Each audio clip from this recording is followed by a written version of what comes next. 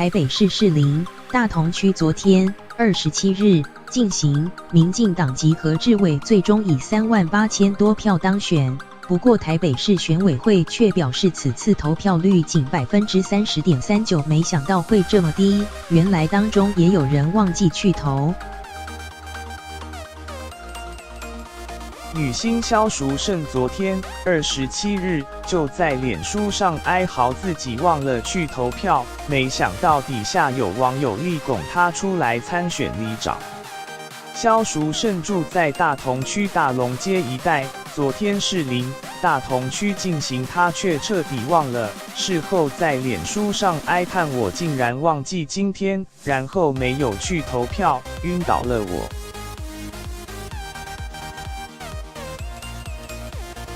有网友见状表示姐去选我一定叫身边所有人投你。对此，萧淑慎回应：那我要来好好规划一下我要选什么东西了。接着有人提议选里长，不过萧淑慎说里长很弱呢。